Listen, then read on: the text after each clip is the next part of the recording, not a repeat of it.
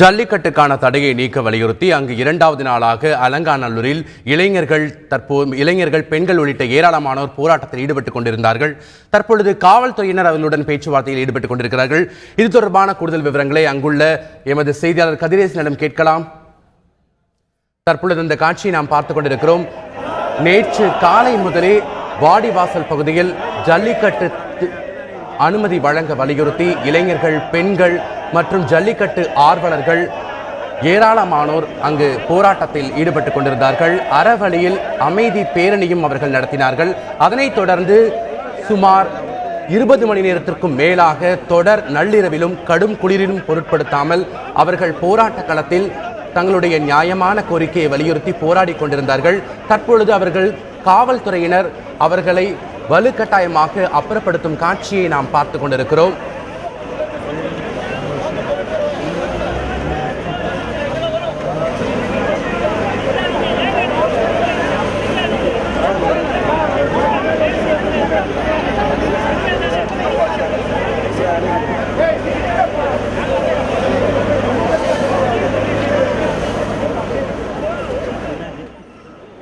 ஜல்லிக்கட்டுக்காக விடிய விடிய போராடும் இளைஞர்கள் தற்பொழுது காவல்துறையினரால் அப்புறப்படுத்தப்படும் காட்சியை நாம் பார்த்துக் கொண்டிருக்கிறோம். இது தொடர்பான தகவலை அங்குள்ள எமது செய்தியாளர் கதிரேசனிடம் கேட்கலாம். கதிரேசன், சொல்லுங்க, தற்பொழுது அந்த பகுதியில் என்ன நடந்து கொண்டிருக்கிறது? காவல்துறையினர் போராட்டத்தில் ஈடுபட்டுக் கொண்டிருக்கக்கூடிய இளைஞர்களை அப்புறப்படுத்தும் காட்சியை நாம் பார்க்க முடிகிறது. அங்க என்ன நடக்குது கதிரேசன்? தற்போது தமிழகத்தில் ஜல்லிக்கட்டு தடையை நீக்க கோரி இங்கே அலங்காநல்லூர் பகுதியில் வாடிவாசல் முன்பு போராட்டம் நடந்துச்சு. காத்திரு போராட்டம் பேரணியும் நடந்துச்சு. இது இரண்டாவது நாளான இன்று காலை 7 மணி அளவில் போலீசார் அறிவுறுத்தினாங்க, நீங்கள் நடத்தக்கூடிய போராட்டமானது சட்டவிரோத செயலுக்கு உட்பட்டது, எனவே கலைந்து செல்லுமாறு அறிவுறுத்தினாங்க. ஆனால் அதையும் மீறி போராட்டத்தில் ஈடுபட்டதை அடுத்து காவல்துறை தொடர்ந்து ஒவ்வொருத்தராக அப்புறப்படுத்தி வர்றாங்க. வர முடியாது அப்படின்னு சொல்லி கூற இளைஞர்களும் தூக்கி வேனில் ஏற்றி செல்லக்கூடிய காட்சி நம்ம அப்புறம் பார்க்க முடியாது. மேலும் இங்கே இருக்கக்கூடிய இளைஞர்கள் மற்றும் விவசாயிகள் மற்றும் மாடுபிடி வீரர்கள் தொடர்ந்து போராட்டத்தில் ஈடுபட்டு கோஷங்கள் காட்சியை நம்மளால் தொடர்ந்து பார்க்க முடிகிறது. இவர்கள் கடைசியான கோரிக்கையும் நிராகரிக்கப்பட்டது.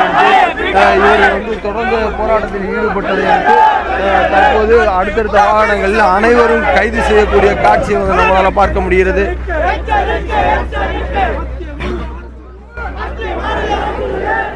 கதிரேசன், அதாவது இவர்களுடைய காவல்துறையினுடைய கோரிக்கையை ஏற்றுக்கொண்டு அவர்கள் போராட்டத்தில் ஈடுபட்டுக் கொண்டிருக்கக்கூடிய இளைஞர்கள் கலைந்து செல்வதற்கான வாய்ப்புகள் இருக்குதா?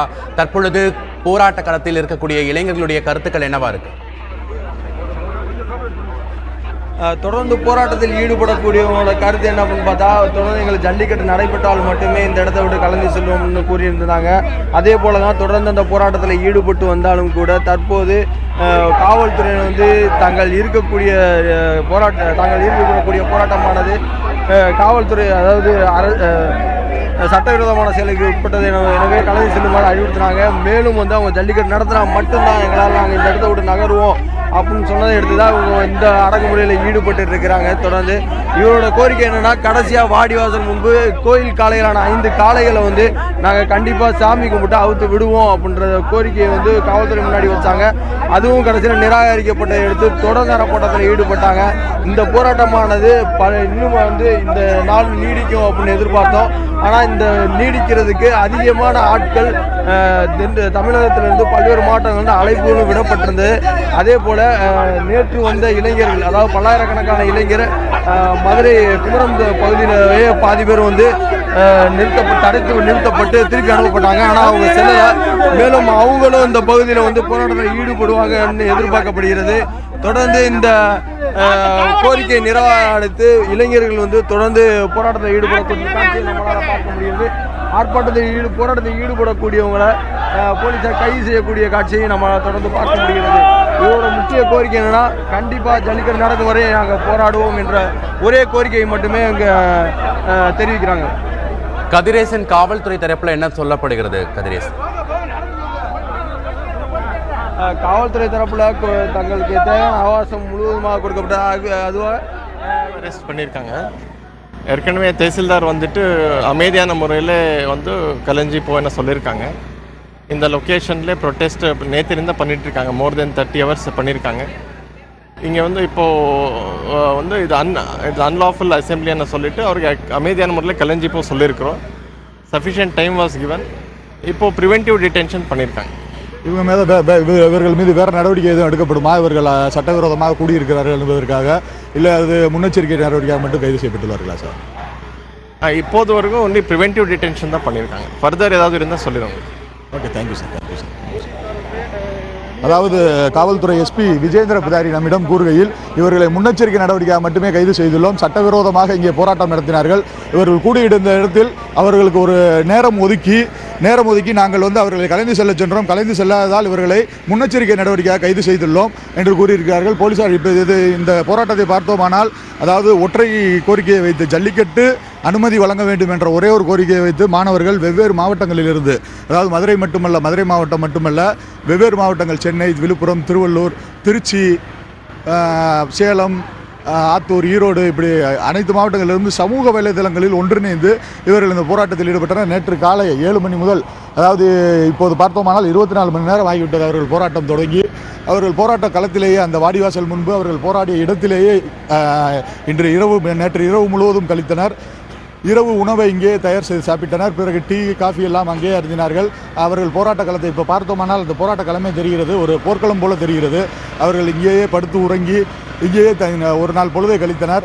இவர்களை நேற்று இரவு முதல் காவல்துறையினர், அதாவது அலங்காநல்லூர் பகுதிக்குள் யாரும் வரவிடாமல், இந்த போராட்டம் நடைபெறும் இந்த இடத்தை சுற்றிலும் காவல்துறையினர் தடுப்பு அரண்களை அமைத்து யாரும் வெளியூர்காரர்கள் உள்ளூருக்குள் வராத அளவிலும், கிராம பொதுமக்கள் அவருக்கு உதவி செய்யாத வகையிலும் அவர்களை காத்து வந்தனர். திடீரென இன்று காலை ஒரு 10 நிமிடத்திற்கு முன்பாக அவர்களுக்கு ஒரு காவல்துறை அறிவிப்பு வெளியிடப்பட்டது. காவல்துறை அறிவிப்பு ஒரு பேனர் மூலமாக, மைக் மூலமாக அவர்களுக்கு சொல்லப்பட்டது, நீங்கள் சட்டவிரோதமாக கூடியுள்ளீர்கள், நீங்கள் வந்து சட்டவிரோதமான அந்த நடவடிக்கையில் ஈடுபட முயற்சித்தீர்களானால் உடனடியாக நடவடிக்கை எடுக்கப்படும் என கூறினார்கள். அதற்கும் அவர்கள் செவிசாய்க்காததால் உடனடியாக அவர்களை கைது செய்தார்கள் காவல்துறையினர். நீங்கள் பார்த்து கொண்டிருக்கிறீர்கள் அந்த காட்சிகளை. கைது செய்து அவர்களை வேனில் ஏற்றி சென்று கொண்டிருக்கின்றனர், வேனில் ஏற்றியுள்ளனர். இப்போது காவல்துறையினர், நமது மதுரை மாவட்ட காவல்துறை கண்காணிப்பாளர் விஜேந்திர பிதாரி அவர்கள் கூட நம்மிடம் தெரிவிக்கையில், இந்த கைது நடவடிக்கை முன்னெச்சரிக்கையாக மட்டுமே இருக்கும் என்பது பற்றி தெரிவித்தார். மேலும் இப்போது அவர்கள் வந்து வேனில் ஏற்றப்பட்டுள்ளனர். வேனில் ஏற்றப்பட்டுள்ளவர்களிடம் நாம் கேட்போம். சார், உங்கள் கைது எப்படி நினைக்கிறீங்க? கைது பண்ணாங்க, நாங்கள் இதாக தான் கூட்டு வரேன்னு நினைக்கிறாங்க. ஆனால் சட்டை கிழிஞ்சிருச்சு, ஃபோன் தொலைஞ்சிருச்சு, நிறையா பேருக்கு அடிபட்டிருக்கு, ரொம்ப அராஜகமாக தான் பண்ணுறாங்க. நாங்கள் யாருக்கும் எந்த தொல்லையும் கொடுக்கல. நாங்கள் அமைதியாக தான் எங்களோட எதிர்ப்பு தெரிவிச்சுட்டு இருந்தோம். ஆனால் அவங்க காவல்துறை ரொம்ப இது பண்ணுறாங்க. நீங்கள் எந்த ஊரில் இருந்து வந்திருக்கீங்க? நாங்கள் மதுரை அனுப்பாண்டிலேருந்து வந்திருக்கோம்.